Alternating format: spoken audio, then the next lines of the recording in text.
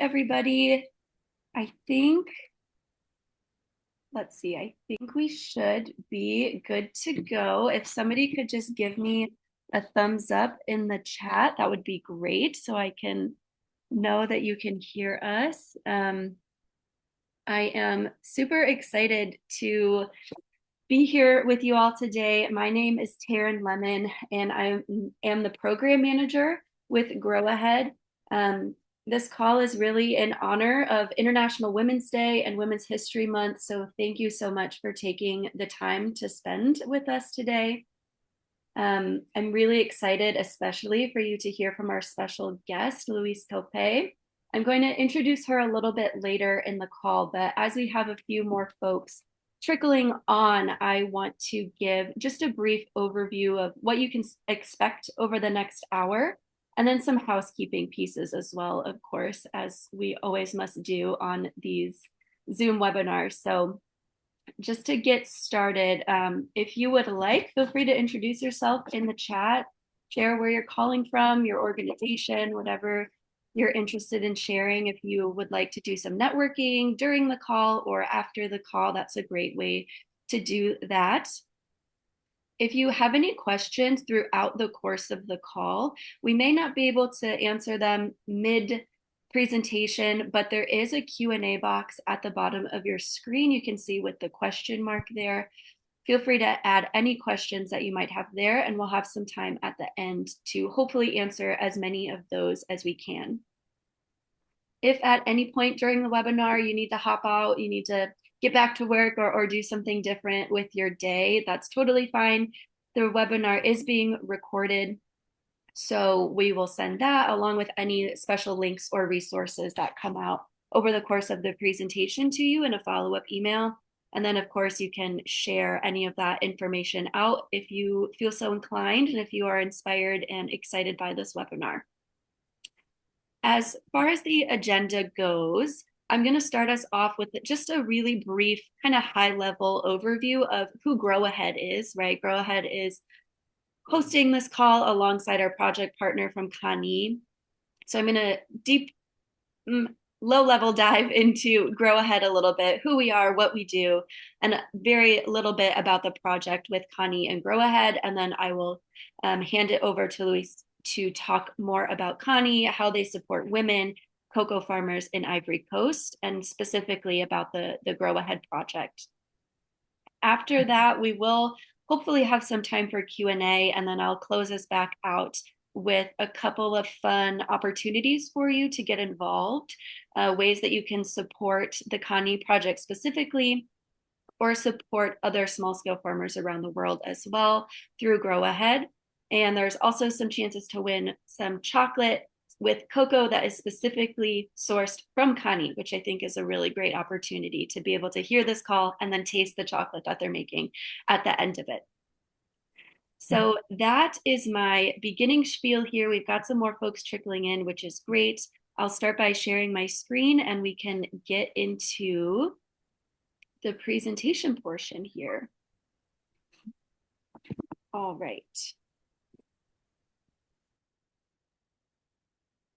Okay, you should be able to see that. Okay. To start us off, so who we are. So Grow Ahead is a nonprofit that empowers businesses and individuals to financially support small-scale agroforestry projects and small-scale farmers specifically. Some of the projects that we work with don't necessarily seem so small-scale, but the farmers themselves are working with pretty limited resources and don't have access to the same funding that some larger farmer organizations might have access to. So essentially what Grow Ahead does is we crowdfund through individual donorship programs with, we empower folks through our webinars like this one, different impact stories and education pieces to help financially support these projects. And then through our business partnership program as well, which allows responsible and ethical businesses to support the projects through tree planting initiatives, carbon reduction initiatives, and different things like that. I'm not going to go into our business partnership program on this call, but if you are a part of a responsible business or a business that is looking to make more of an impact, feel free to reach out to me at the end of the call, drop your name and your email in the chat or something like that, or respond to the follow-up email, and we can set up an introductory meeting and I can share some more resources with you about that. A little bit of background on Grow Ahead. We began in 2013 to help pre-finance fair trade coffee harvests. And over the years, we've really evolved to a few different iterations. We went from there to supporting a few different impact areas, including scholarships for women farmers, and different things like that. And agroforestry projects was part of that as well. And then after talking to a lot of the farmers, taking surveys on their needs and the resources that they were really looking for, we started to really focus on agroforestry projects as this umbrella term and as a really great way to foster resilience in rural communities and combat climate change. So when we talk about resilience, we're really talking about resilience against climate change, right? And all of the effects of that. And then also community resilience in general with food security and increased income and income diversification. So Grow Ahead has longtime relationships with folks like Cooperative Coffees, which is an organic fair trade coffee roasting and importer, as well as the Fair Trade Network and other organizations and businesses that work directly with established small-scale farmer groups. And so that has really allowed Grow Ahead to work directly with those farmer groups in organizations across 13 countries to fund the planting of over 860,000 trees and supporting plants, which I think is pretty cool. And we've also reached nearly 100,000 farmers and community members, which with our work. The folks that we work with, the farmers, as I mentioned before, they're often underfunded, under-resourced, and just don't have the access to the same government support or charity funding that larger farmer organizations might have access to. And we found that Grow Ahead is a really great sweet spot between folks doing micro loans, which are great in the short term, or macro loans, which are great if you have the capacity to move $1 million or $2 million. But these folks are sitting kind of somewhere right in the middle where we're able to fund projects that are going to really help long term and support and uplift communities. The way that this works is that farmers come directly to us with their project plans, or if we're familiar with a farm organization already, we might ask them if they have a need that we might be able to support. And this means that the projects are completely community designed and led. So Grow Ahead is not the kind of organization that we see really often that just goes into communities and imposes plans that might not fit with local priorities or with the environment that they operate in. And so we've really found over the years that a key element for successful projects is high stakeholder engagement. So when the communities are designing the projects and leading them themselves, they have a much higher engagement level and much more interest in keeping those projects running long term and making sure that they're healthy and supporting as many people as possible. We really put trust into traditional and indigenous knowledge, which is a really special part of Grow Ahead that makes me really proud to be a part of it. That was a tongue twister. And it really helps our donors know that their gift is supporting projects that the small farming communities need and that they will have a long-term impact, like I said. Now, I've said the word agroforestry a couple of times, so I want to circle back a little bit and show you this visual representation of agroforestry. Agroforestry is a sustainable land management system. Really, it means reforesting land in a sustainable way and a regenerative way. It plants food crops alongside native plants, as well as income-generating crops to help support families and communities long-term.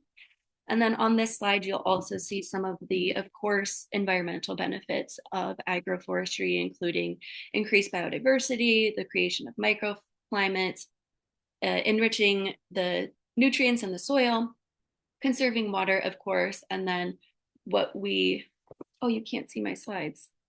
I just learned, sorry, y'all. Let me try again. I'll just keep it like this instead of sharing wide. Okay, so this was good news is I didn't have many slides. So this was the first one that we were looking at, who we are, empowering businesses and such. And then here's the visual representation of agroforestry. So you'll see, like I said, the biodiversity, nutrient-rich soil, water conservation, and all of those wonderful things. And then, of course, something that I think we are really focused on when it comes to climate change mitigation is pulling carbon out of the atmosphere and storing it into the soil and the trees in order to keep that from turning into greenhouse gases and affecting our atmosphere in a negative way. All right, and now my last slide before I kick it over to Louise is about our project with KANY called Regenerative Organic Agroforestry in Ivory Coast. And this project is a really special one because it really focuses on women's empowerment, women's leadership, and it's something that I personally have never been a part of. I've been in the fair trade world for quite a few years and have seen a lot of really wonderful projects, but this one is super special. We're working with 2,500 community members, over 500 women farmers to plant 35,000 trees, and specifically to fund women's leadership training and the organization of dynamic agroforestry demonstration farms, which will act as training centers for farmers and really help teach them that agroforestry is a great way to sustain yourself, sustain your families, and the community long term. So I'm going to introduce our speaker now. Louise Topé is an Ivorian mother of 6 and an agronomist with over 15 years of experience in agriculture certification and development of rural areas. Throughout her career, she has been touched by the conditions of rural women and concerned by the lack of commitment from operators for more transparent and fair supply chains, which benefit farmers. These issues inspired her to found KANY in 2016 and has really led to where she and the organization are today. So without further ado, I would love to bring Louise forward and have her get started. Okay, thank you very much, Shari. Thank you for this great presentation, and thank you for your great work to support smallholder around the world and to accept to support KANY in this agroforestry projects. And I want to say also thank you to all the audience to accept to join this webinar and learn more about KANY, about our unique projects. And I'm very honored to be part of this session. So let me share my screen and the presentation I prepared.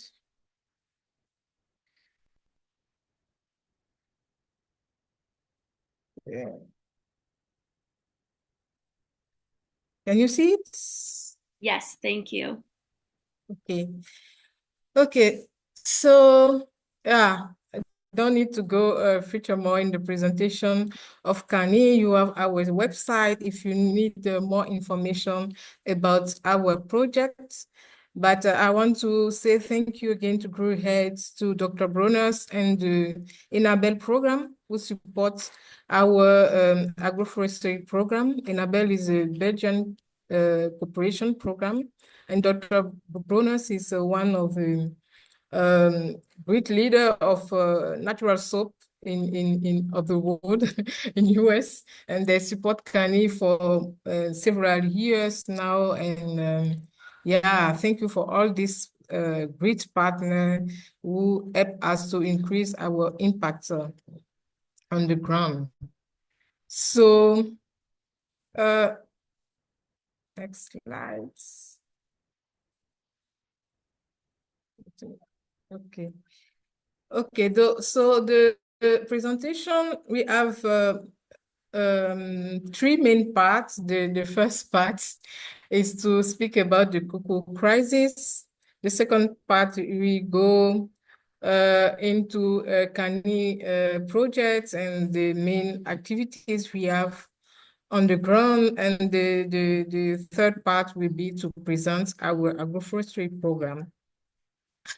And regarding the cocoa crisis, I think this is the most tough part I had to think about during the preparation of this session, because I know it's quite spread on the internet. You know, maybe most of you already know about the problem appear that go on cocoa sector. You have we have this deficits in supply of cocoa beans due to the climate change, and it has a huge impact on the production. And finally, we have a phenomenal increase of the prices of the cocoa. It has reached an incredible level during the last 2 seasons. And we can say that maybe farmer will become rich because of this unprecedented price, but no farmer remain poor, and deforestation continue, and the production is not uh, improved or stabilized in the for the last season. And yeah, I think I found these pictures in my gallery, and I think it summarizes the situation of the cocoa sector and the farmer condition. You see this camp in the middle of the monoculture of cocoa, and you see that the dry mat have less cocoa beans, and the second dry mat is even used to dry now cassava. And you have this poor structure of housing for the farmer. And behind the monoculture, you have the remaining, I don't know, 20 trees. And when you see this picture, what is your feeling? What is the priority for you? What do you want to do? You want to run and save the remaining 20 trees? Or what is urgent? What is the priority now to do to overcome or to tackle this crisis? I think most of the solution developed in the sector are really inconsistent, because we develop programs to assess or to control child labor. We have this forest initiative. We want to say we develop more and more strict rules to protect the forest instead of support farmers. And this is exactly what we want to change. And we think that these trees, you see, the 20 trees, we have no power on saving them. Only the farmer, the family, and the woman who work there, and the children, they are the one who have power on these trees. We can save them. And if we want to save the forest, if we want to improve the environment, we have to support farmers. And this is exactly what we try to do at KANY. So yeah, let's move to the following slide. So KANY is there's many problem issue challenge on cocoa sector, and we think that first of all we want to focus on women condition. That's why at the beginning of the project we wanted to have women farmers only involved in this projects, and we face some problem in the setting of the projects, and I will tell you later how we handle this problem. So it's 100% women, it's 100% regenerative organic, and it's fully transparent. And yeah, we are one of the first Rockify cooperative in Ivory Coast. I think in West Africa, maybe there are very less than 10 regenerative certified projects, and KANY is part of this. We are proud of that. And again, thank you to all our partners who support these projects. So I told you that we wanted to have women farmers, but the problem is women don't own land, so it's difficult to find women farmer. The women farmer, it does not exist. You have women, you have wives, you have mothers, but you don't have women farmers. But when you walk in the bush, you will see women carrying babies, carrying firewood, carrying cocoa seedlings, working in the farm. And that's what we want to highlight. That's what we want to recognize, and that's what we want to reward with KANY projects. And to handle this problem of non-owning land of women, we have a deal with the landowners, the men. So we force them to make the farm being represented by women, and force them also to share part of the revenue of cocoa. That's why at KANY, 50% of organic premium is shared between the women representing the farm and the farm owner. And most of the time, the woman is the wife of the farm owner. But in very few cases, you have some women owning land. Currently, we have about less than 5% of our certified farm are owned by women. And the second thing that makes KANY unique is the transparency. And Taryn said that I'm from certification. I have a certification background. I run a lot in several projects, auditing them, and yeah, an important an important thing to be noted that many cooperative, many farmer organizations, many projects are not transparent with farmer. Farmer don't receive the adequate price and even don't receive a premium mentioned in most of the certification program like Fair Trade, Rainforest Alliance, even in organic program. This is something sometimes it's very difficult to explain, but if you go in the farm and you ask a farmer what is the premium you get last year, you will catch the reality of this transparency of farmer organization.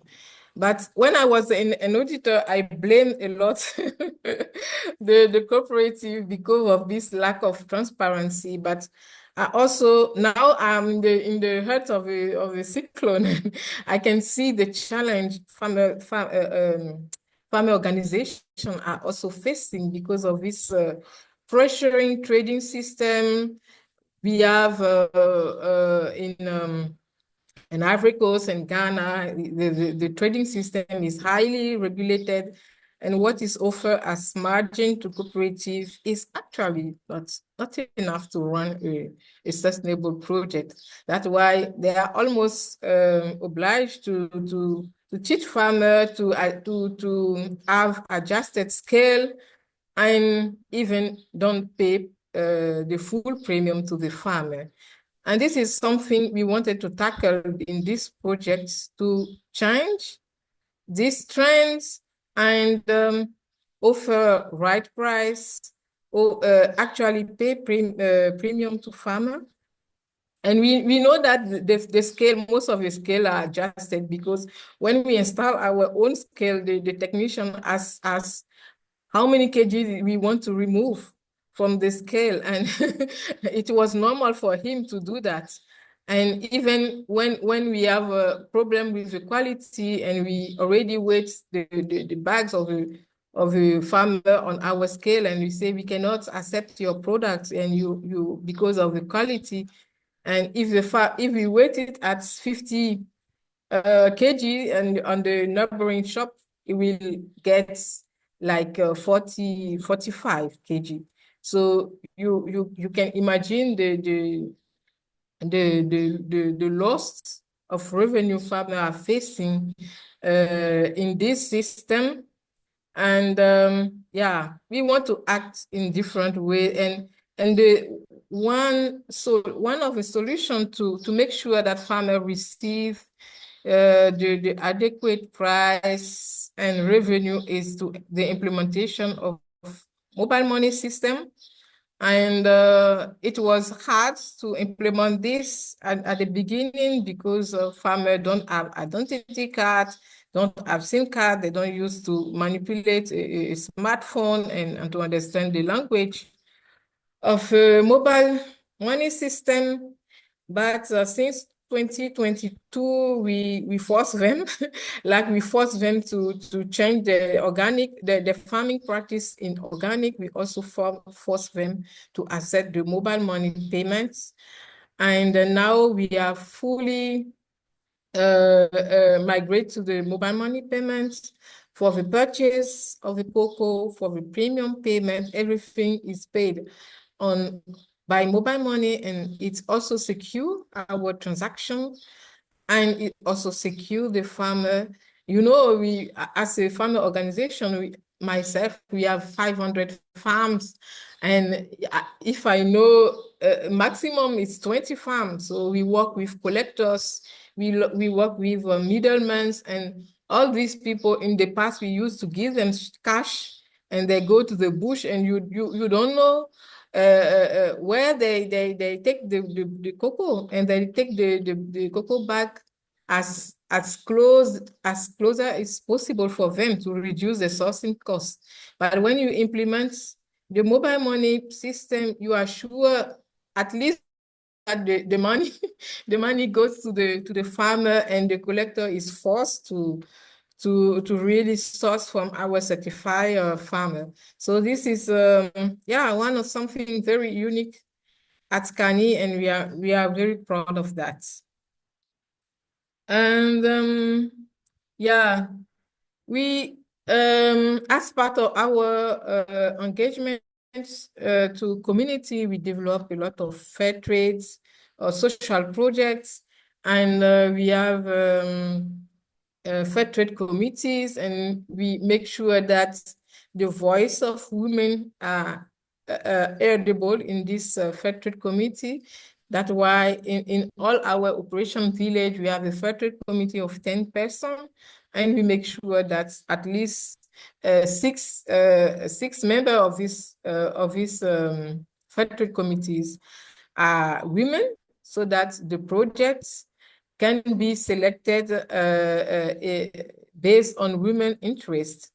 And with this system, we could, and the financement of our partner, like Dr. Broners and all our committed clients, we could implement this social project, improvement of water supply in Copa village, improvement of educational infrastructure in Yajo, and all these projects are very impactful. You know, if I take, for example, the problem of attending school, and yeah, if you are a children, and your school is very in the very bad condition, is very hot, and there is no roof. When it's rain, the rain touch you, or there is sun, you prefer to go to the farm instead of going to the school.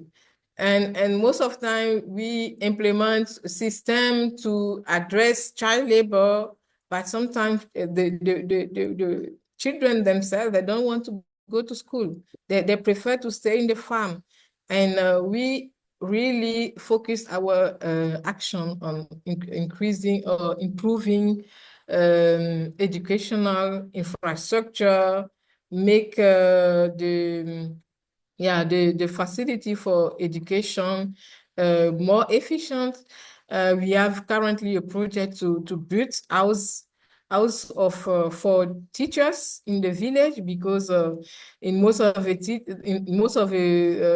village, the teachers are sent by the government, and then there is no proper house condition. The teacher cannot stay there, and they stay in the nearest town, and finally the children don't get the proper education. And you will see that half of the children who start primary school, where we failed, they won't finalize the primary school, and when they fail at school, at the end, they have to go back to the farm at the age of 14 or 15. This is the starting point of a child labor problem. Okay, and we also develop a lot of activity regarding cocoa quality. I I I attend a lot of organic fair, and I know that Ivory Coast and West Africa in general is not the preferred destination or origin for cocoa quality. Especially Ivory Coast is known as an origin, non-origin for bulk cocoa, and we want to change that also. And we work a lot with a program like the GIZ, German Corporation, to train farmers on cocoa quality, and we invest a lot of money to improve post-harvest and post-harvest conditions, storage condition of the cocoa, and try to improve this image, this bad image of cocoa quality of Ivory Coast. And yeah, organic and regenerative agriculture is also one of the special things at KANY. And I had to tell you that I started my career of agronomist in an agrochemical company. So I know everything about agrochemical, how to make them registered, all the tests which are done on rats, how many quantity of chemical are being administered to how many number, the number of rats, and how many of them killed. And based on this figure, we decide if an agrochemical can be approved or not.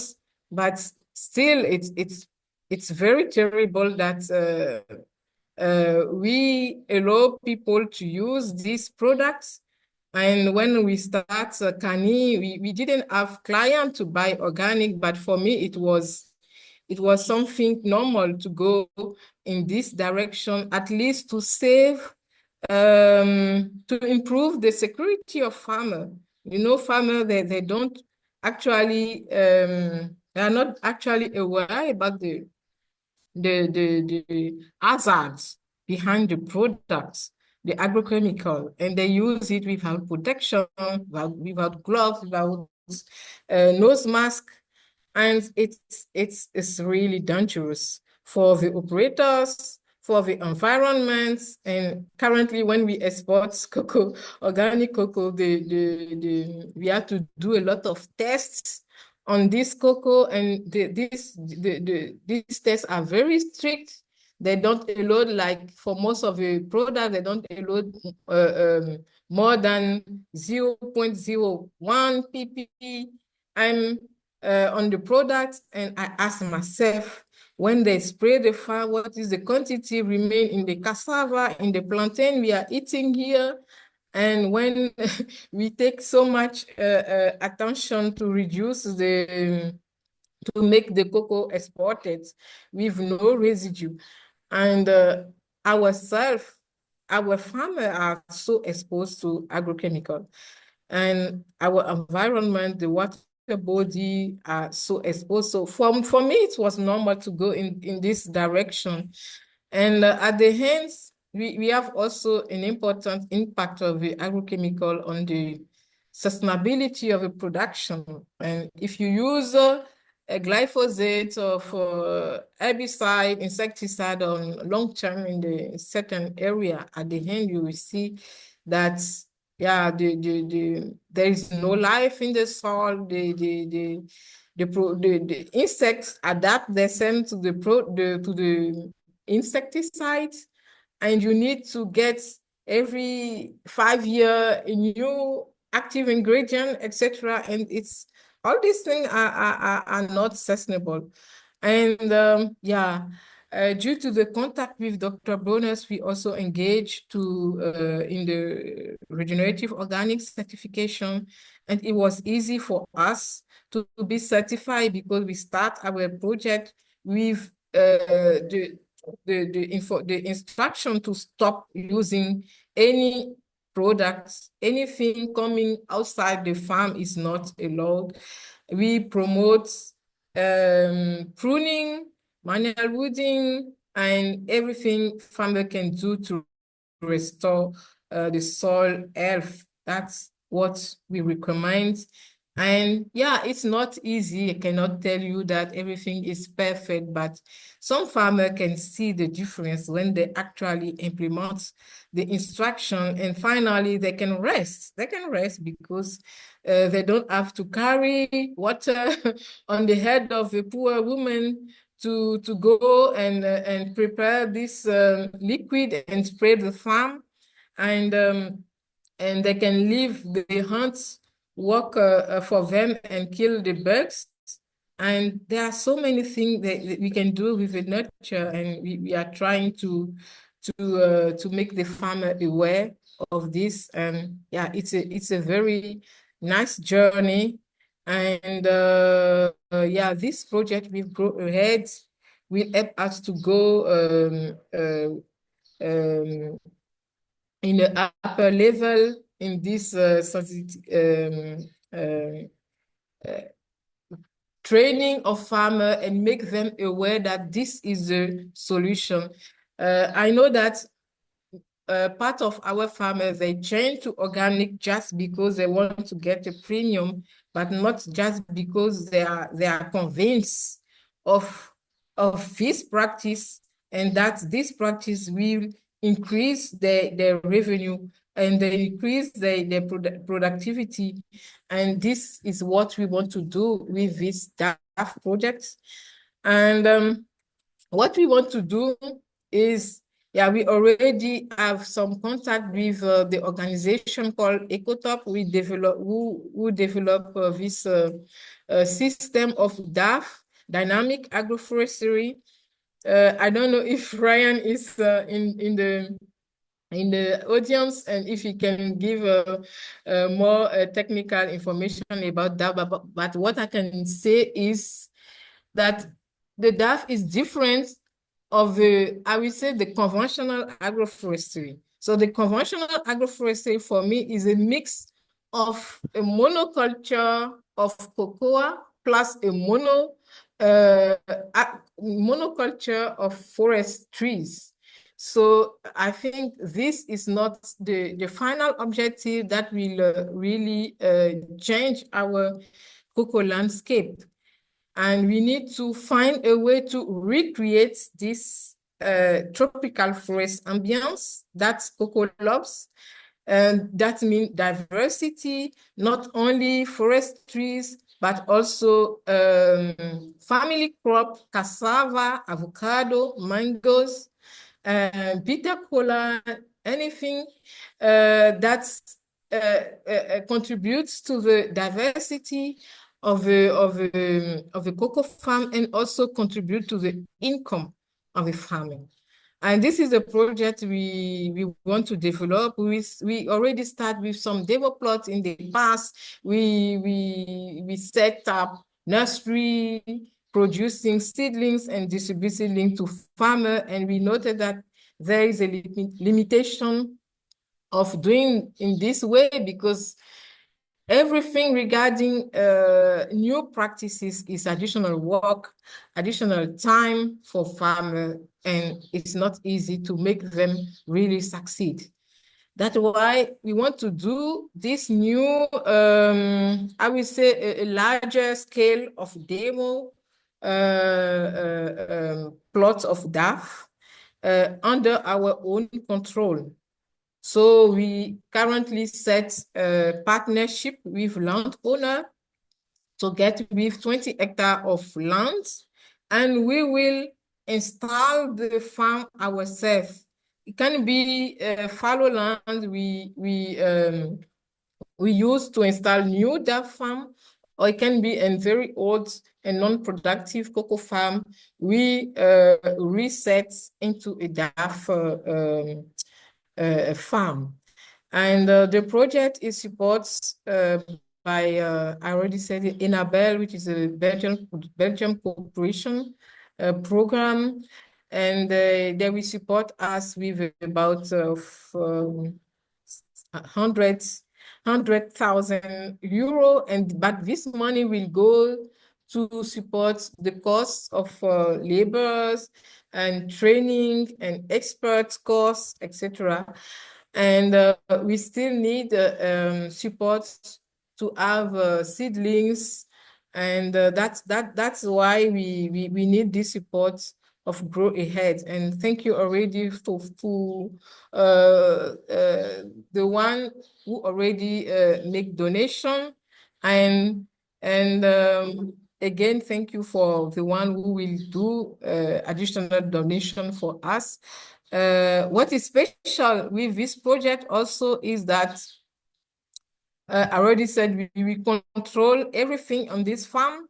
It wants to be a project where we distribute seedlings and we go and we come to see that all the plants died, but we will take care of the seedling, we will take care, we implement, invest the necessary workforce to make the farm or the installation of the farm is success. And it's a long-term project. It's not like that we give the seedling and we have a follow-up on some years. Enabel currently we support us during the following 3 years, but the project is supposed to be able to be able to finance the operation after this 3 years of support. And so we currently set contract of 3 years with landowners. So this farm, we will have the opportunity to make a complete cycle of cocoa with our practice. And I hope that maybe after 3 years, 30 years, the farm are still productive and we don't need to reset them as what is recommended in the theoretical cocoa practices. And something also special is the fact that women will directly earn 50% of the remuneration of the farm. What we used to do at KANY is to share the premium between the women and the men. But here, as we will be the one who invests the cost, everything on the land, and the landowner will have nothing to do. We force them. No, it's not, we don't force them, but we propose them that women will also earn the entire revenue of the farm.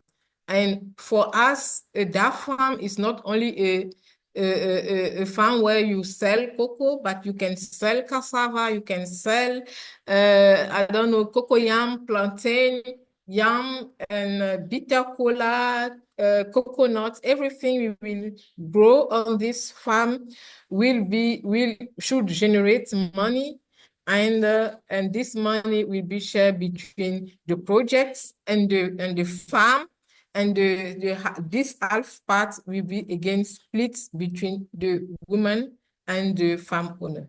So and the half part we will keep is to allow the project to continue invest in the farm. And also in this project, women will regularly benefit of training on empowerment. This is a plan for the 3 years of the support of Inabel, and we expect to be able to continue this support of women because they don't only need money, they also need to strengthen their capability, their right to dream of different path to give to their life. And for example, we in this project, we aim to train like a team of pruners, and we want to have women involved in that. We want to train farmer on how to improve the production by grafting. And I think we hope that women can also get expertise in this grafting system. And yeah, this is also, it's not only money, but giving a new capacity, new skill to women is also something very important in this project. Yeah, and yeah, the project we start with the 20 hectares, and we will have farm landowners, workers who will be involved. But we expect that the success of this plantation also inspire the other farmers in the community, and that they can duplicate or replicate the practice in their own farm without any support. I think agroforestry is something, if a farmer is convinced he can do it himself, a farmer doesn't need someone to grow more cassava, more yam, more avocado, more mangoes in his farm. But he just needs to be convinced. And when you train theoretically a farmer, say, if you do this, you will obtain this results.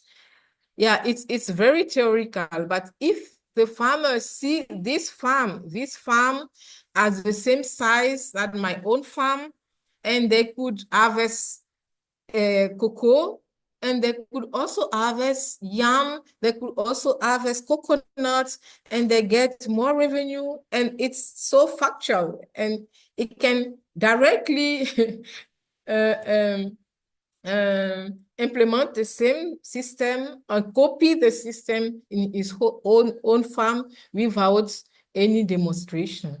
So that is what we want to do. And we also want for this project to be able to collect enough reliable data on the DAF system, because there is a lot of funding organization want to support agroforestry, but if we don't have reliable data on the productivity of this farm, we cannot take like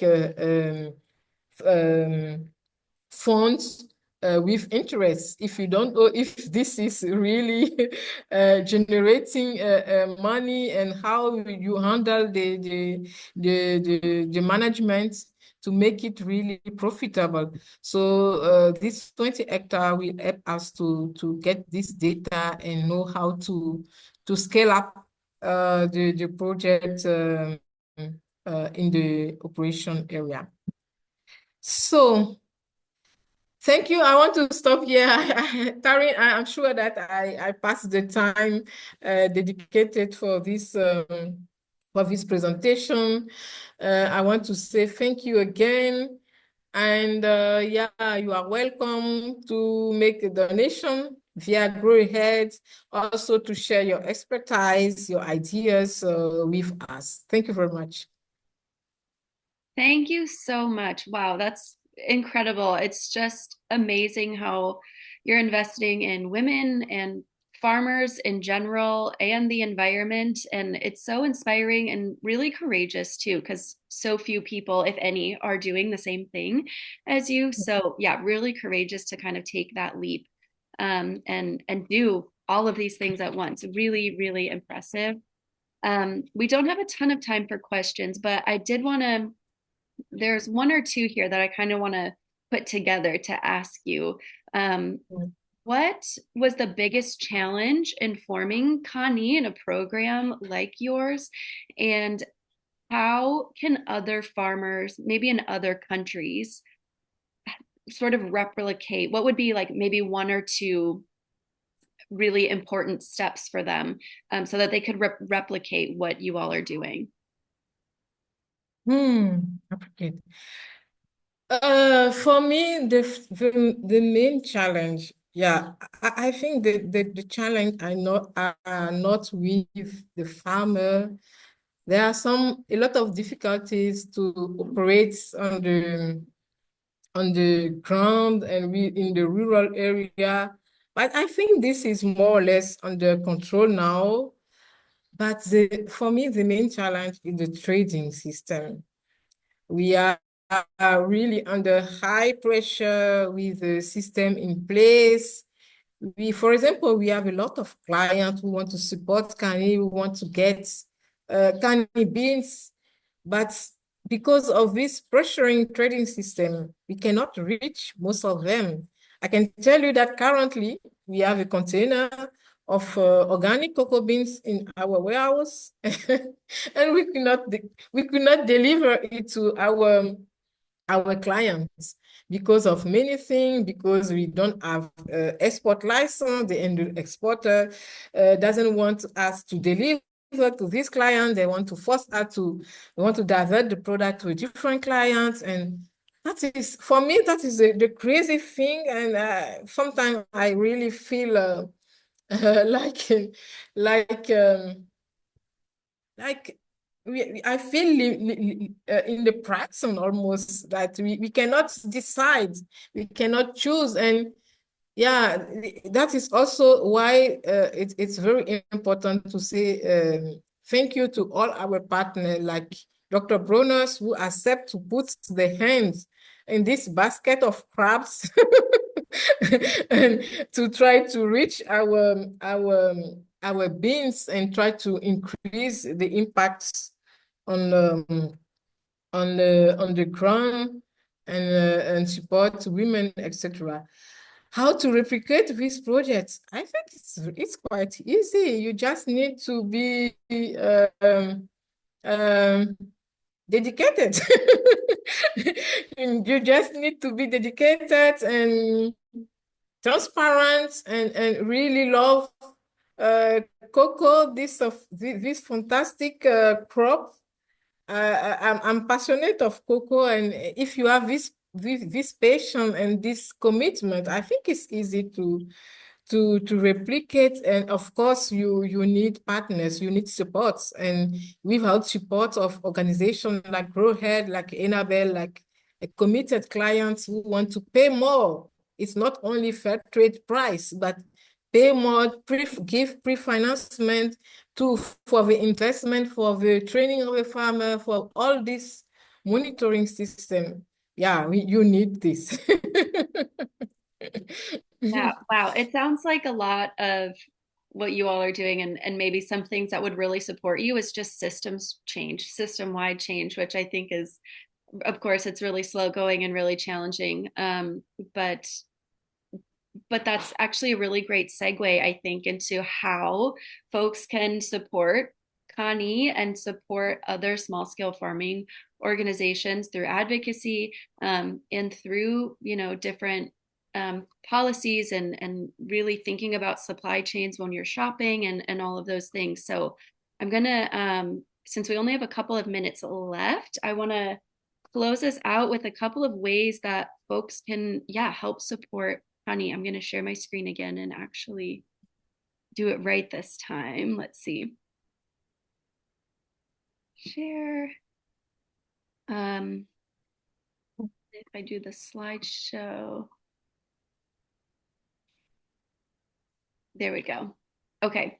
So of course, I think the number one way, I mean, besides changing the whole system and making supply chains easier, is going to be the number one way to support KANY is going to be to donate. Of course, we have a $25,000 goal for our project with the DAFs and the women leadership trainings and everything that Louise spoke about. So if you are willing and able, this QR code will take you directly to a donate page where you can send some money directly to the KANY campaign. And today, really through the end of the week, if you are on this webinar or share this webinar and make a $50 or more donation, we are going to send you a few Dr. Bronner's chocolate bars. So like I mentioned at the beginning, you can get an actual taste of KANY cocoa and see the end product there. So $50 or more, and we'll send you 3 bars of chocolate. And we've got a few different flavors in stock. So it'll be a really nice surprise and a really great way to support them. And then yeah, a good closeout to the end of this webinar in a couple weeks from now when you get your chocolate. Or maybe you can rewatch it with a friend, have a viewing party, eat some chocolate and rewatch it with a friend. Some Okay. other ways that you can support both KANY and other small scale farmers is just to follow along with Grow Ahead's work. We're regularly putting out new partnerships and supporting new projects around the world. If you this QR code here will let you subscribe to our newsletter. And beyond learning about other projects, you'll also keep up to date with the KANY project, see where we are in our monetary goal, and then long term as well. 6 months from now, if once the project is paid off, we might be able to chat with Louise and see how things are going, see how many trees are planted. In a couple years from now, we'll get another update, and you can see where that money actually made a difference and how it made a difference, and for who as well, which I think is a really special thing about our relationship with farmers. So we're right at the top of the hour here. I'm going to just close us out here and say thank you to everybody who has been on this call, and especially thank you, Louise, for being on this call and for sharing about KANY. We are so inspired by you, and yeah, I know personally I'm going to leave here and tell a lot of people about what I've learned today about your work with women and farmers in Ivory Coast, and definitely, yeah, keep an eye out for the Dr. Bronner chocolate. Keep an eye out for those different certification labels when we're buying chocolate to ensure that we're getting ROC certified or fair trade or whatever it might be. And yeah, you've definitely inspired some folks today. So thank you so much, everyone. And we hope to see you again in our newsletter stream on future webinars. And thank you, Louise, for being with us. Thank you. Thank you to you. Thank you for all of you who support our project. Thank you. Bye. Bye.